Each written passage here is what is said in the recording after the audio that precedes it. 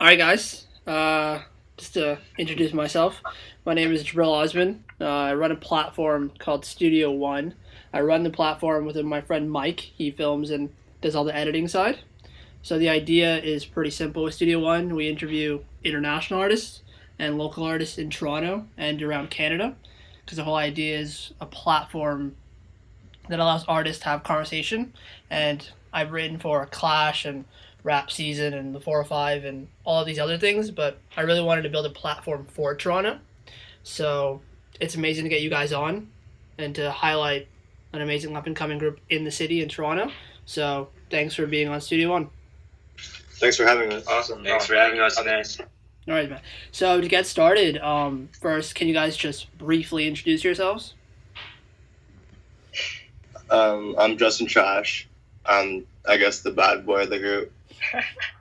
I'm Roc Lee, and I'm the pretty boy of the group. I'm Joe Rascal, and I'm the lover boy of the group, troublemaker, and we're Uptown Boyband.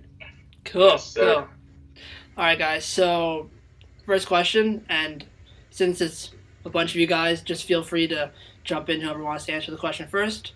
So can you guys individually talk to me about what it was like growing up for you guys, like individually, and when music became a part of your lives, whether it was artists you guys were listening to or just the early life, of course, individually before you guys came together? I guess personally for me, I used to write like poems a lot when I was in elementary school, and then I graduated into like writing stories, and then I wrote lyrics, but I never rapped, and then I got introduced to Tyler the Creator, and basically like his like way of using speech and like free speech was just so like limitless, and so I figured that like maybe I could do something like that as well, and that kind of motivated me into starting music. Okay. I always had like interest in doing something creative and like doing something like art, and just growing up in the Korean community, you're exposed a lot to like K-pop music and just entertainment in general. So I was just exposed to like, K-pop boy bands like Big Bang and all those guys like at a very young age. And I knew I wanted to do something like that. So I was like dancing, and during high school I was like dancing, and then I got into like fashion designing.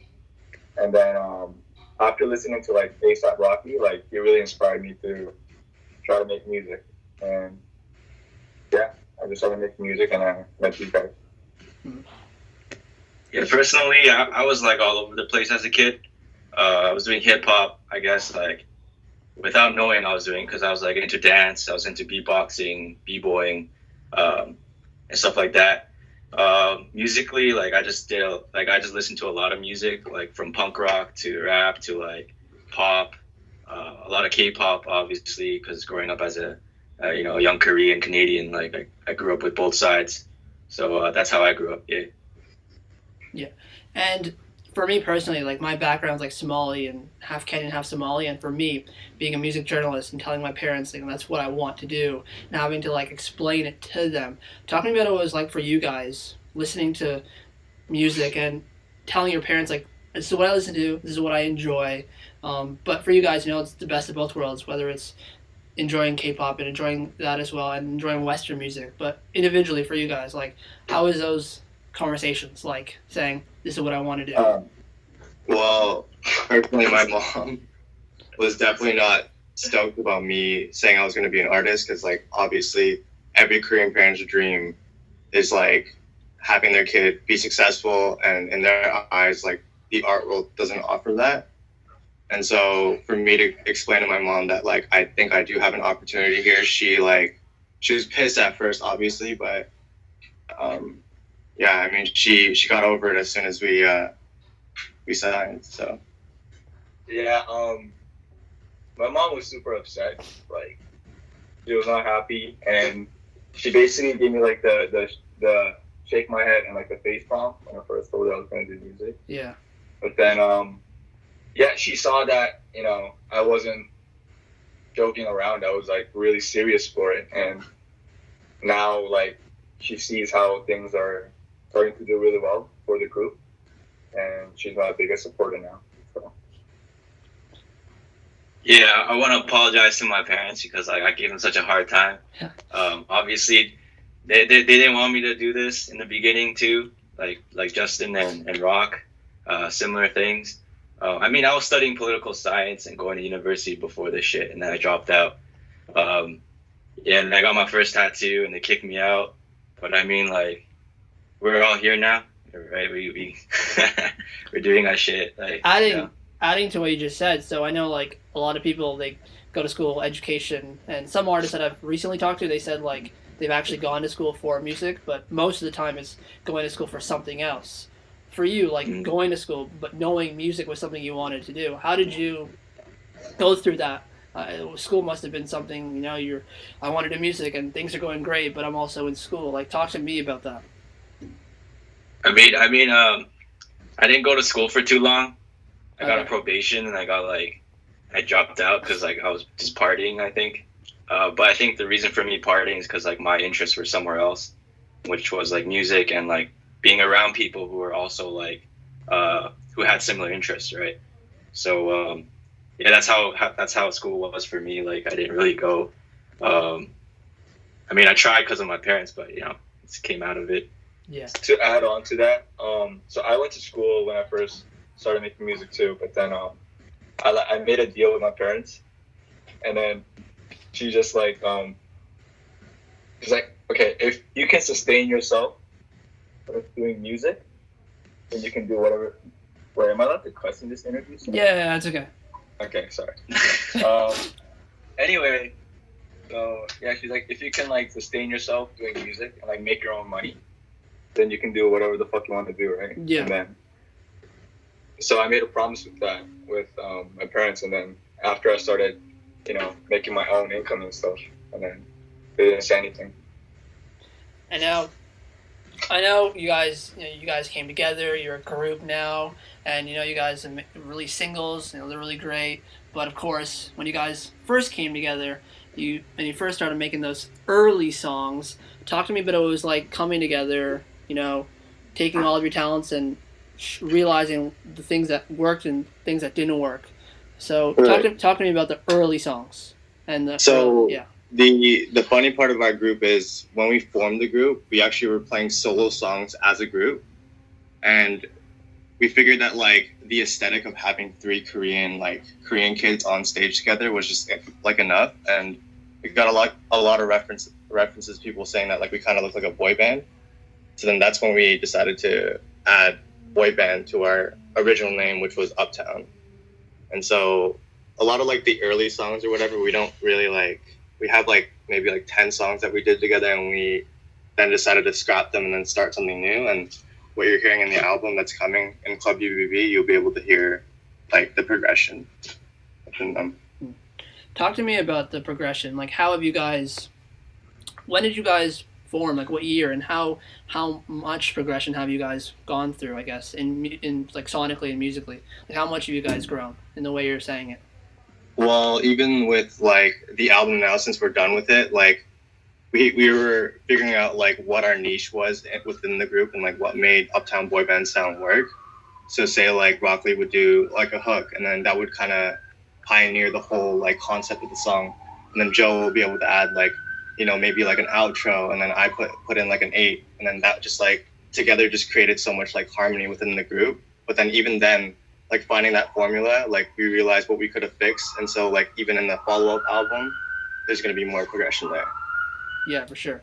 Now, talking about the music, there's a more massive important, not to say massive, but just as equally as important as being an artist. Talk to me about what it was like for you guys being on stage for the first time, learning how to really perform together on stage.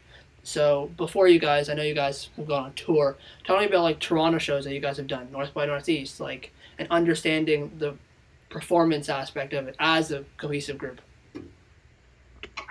I think when we performed, it was more just being in the moment. I think we were less organized and we were more free on stage. But I feel like that's where the charm was when we first started doing shows, because we would move very freely. But then when we come out as like a trio, that itself was very powerful, and that was a statement. So I feel like now as we progress, we're being more structured and we have more of a foundation and more of a formula of what works and what does not work. But I feel like definitely in like the early shows that we did, we were very just like full of energy, just raw. I think like seeing us on stage too was like seeing like a K-pop version of the Migos. Yeah. Yeah, I remember like the early stages. Like there were countless times where like we would just go up on stage and like not even know what's up there, and just do our thing, right? And Yeah. It's just like like organic energy. I haven't seen you guys perform yet. I'll say yet, but I was doing my research and stuff like that, and you guys refer to yourselves as headline killers. Talk to me about some big shows that you guys have had where it was pretty clear to you guys that you were the act that everybody wanted to see. When we were saying headline killers, it's like whenever we were put on like a local showcase or like a local show, like we would never really be the headliners, but like every time we would play, like people thought that that was the end of the show. Because like the way we play it like it's our fucking season finale. Do you get what I mean? Like, yeah, it's like that show is gonna be our last show, and that's how we play it. Right. And so that kind of energy, like, that makes people be like, oh, okay, so I'm done here and I'll leave. And so like when we saw that the headliners still need to go on, and like none of the crowd is left, like just kind of gassed us up. So we just started calling ourselves headline killers. Do you guys feel like at the shows is when you guys started to realize that this was connecting the way you would see the audience connecting to your music? Or do you think there are other ways where you guys saw that this was really connecting? Well, initially when we first started playing shows, like we were playing to a bunch of like drunk motherfuckers. Like it was just parties, you know what I mean? Like this is the time where like I guess people just wanted to be out, and like we just caught the right timing of everything, and that energy we utilized it and started to create like our music based off that. We basically created buzz just by doing local shows. Like any and every local show. Yeah. Like we had no music out, but then they were putting us on like headlines for local shows. You know what I mean? Like putting on like North Northeast. We had no music out. Yeah. But that was literally from playing shows and creating like buzz and like people just talking about us. Now going away from the performing aspect, you guys have released these two singles, Roller Girl and Blackpink.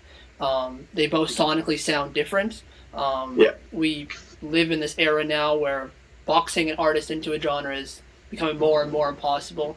So talk to me about how you guys see the way you guys release these music and how you would, I guess, explain both of these singles, because they're very individual, very apart. But they're, right. Yeah. Joe? Yeah, these two singles, Roller Girl and Blackpink, they really show our versatility in our music. We're not just one genre. Uptown Boyband is a whole genre, like, in itself. We're not like Justin mentioned this before, we're not just pop or K-pop. We're not trap or pop. We're like in the middle. So like a lot of our music comes from like our range of emotions, and like as a collective, like we all came up from different places, so we bring that into our music. So Blackpink and Roller Girl is very pop heavy, kind of like retro 70s type, and then Blackpink is more trap grunge. So you see like the huge like versatility that we have there. Sorry, what was the question again? Just the idea of, like you were saying, the versatility of it, because it's hard to really categorize music in general now, but the way you guys are making music, releasing a song that sounds like this, but a song that, sounds like that. Right. So like the concept of our album is actually like Heartthrob, which is our pop side, and Heartbreak, which is our trap side. And we're within those two sides, we're showing different sides of pop music and different sides of trap music as well. Because like you said, we don't really want to be boxed in a genre. Like, Roc Lee said it best. It's like we're a sprinkle of K-pop, we're a sprinkle of rock, we're a sprinkle of like rap, trap, like everything. You'll see every style. There's nothing that we're not gonna do. Yeah. And I feel like it's just from where we grew up, like what cultures we grew up with, because we grew up in Toronto, but then we are from Korean background. So basically utilizing the best, stuff we could get out of K-pop and utilizing the best parts we could get out of the music that they make here. Yeah. And that's like our music.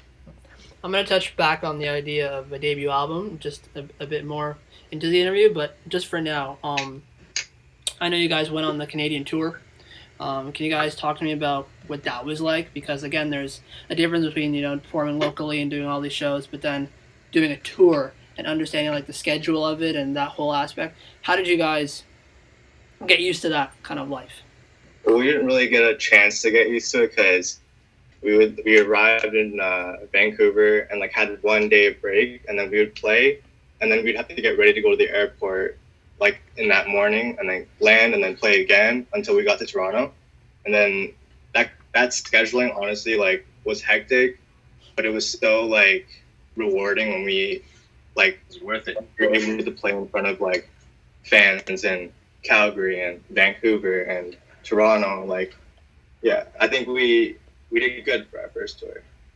Yeah. Shout out Ted Park and BewhY. But touch upon that just a little bit more with the whole scheduling and seeing how fast-paced it is. Were you guys surprised at all about how it really was like in that fast-paced world, or were you guys like, or maybe one of you was kind of used to it, or you know how was that? Because it's a fast-paced world. We were expecting it to be very busy, and it was very busy. Honestly, at that moment, it was just we were having fun. We were enjoying everything that was going on, but we were so tired. Like we literally slept on the van from like from the venue to the hotel. That's the only time we slept. Because literally our plane would leave at 5 a.m. It was crazy. So yeah, we do a show, and then after the show, we just like meet up, have a couple of drinks, and then we go back to the hotel, which is like 3 a.m. Can't even sleep, and then gotta leave the morning, like in a couple hours, take the plane. So, I mean, it was hectic. I think at that moment we were so tired, like we weren't even complaining or anything. We were just Let's like, just say we weren't show. expecting. Yeah. All right. Now, upcoming, you guys have a couple of new singles coming out, Freestyle, but more importantly, the one that's coming out sooner, Read My Mind. It's clear to me that visuals for you guys is very important. So with these upcoming singles, especially Read My Mind, talk to me about how important the visuals are for you guys, and talk about these singles as well.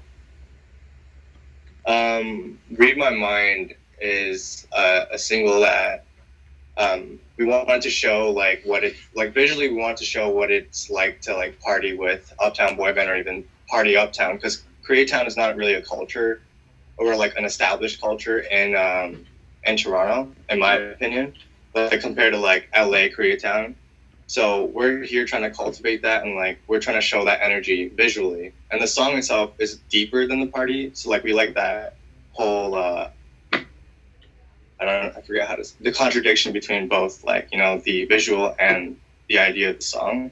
And with Cult Freestyle, we wanted to show the most ignorant like versions of us visually, because the song itself is also probably like, I think it's like our war cry song.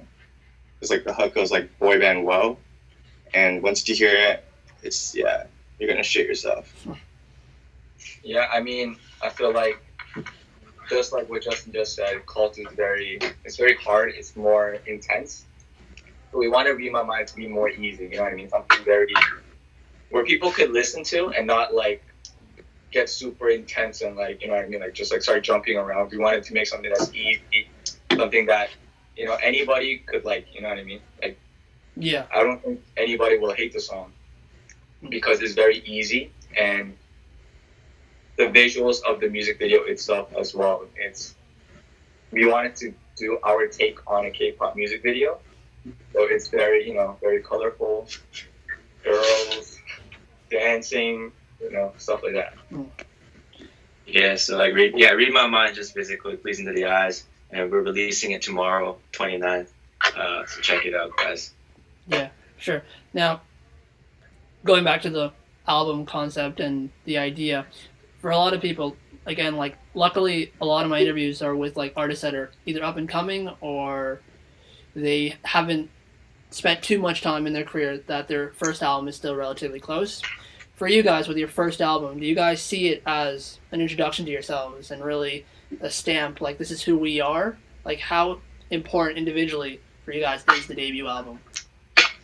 I think it does establish like a point in our career, like just like the step one, the phase one of Uptown Boyband. But as artists, like I think there's obviously things that like we could do better and we want to do better. Like the album itself, though, like Club UBB, I'm not taking anything away from it. It's a beautiful project. I'm so fucking proud of it. Like we worked on it for so long, and like to properly conceptualize like an album from like just saying it out loud to actually doing it, it's so rewarding, and I think people will really be able to get like what we're trying to get across once the whole album comes out. I mean, I also took part in the mixing process of the album, so just being part of the backroom staff of making an album itself too. It's very personal to us, so we wanted to get everything right. So it was emotionally exhausting. A lot of like sweat, a lot of tears, a lot of blood.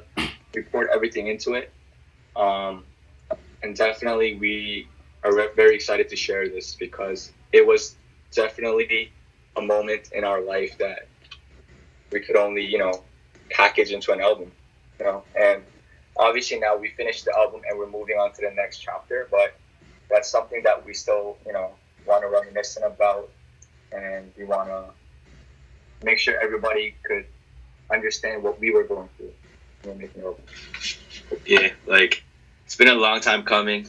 Like a lot of the music in the album Club UBB some of them actually came from when we first started, kind of like in the beginning years, and because we've been together for 3 years. So we put like all our experiences, our memories, our emotions into that. So it's just like it's very rewarding now that we finally have it coming out soon. Yeah, for sure.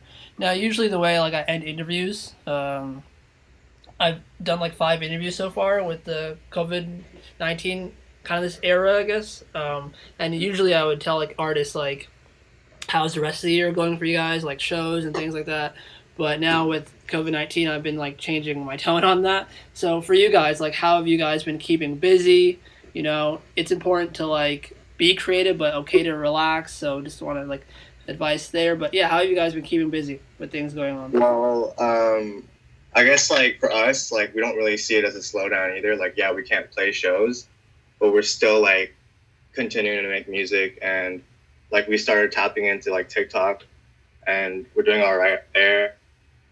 And I feel like for us, like, yeah, like having a break is good, but like we really want to utilize this like almost like a hyperbolic time chamber and like come out of this like better artists, like stronger people, you know what I mean? So that's what's going on in my head. Yeah, I'm not gonna spoil anything, but we've just been grinding, you know what I mean? Just yeah, we got more shit, even more shit than before. We got Like, so much shit. Like literally, some people take it as a break.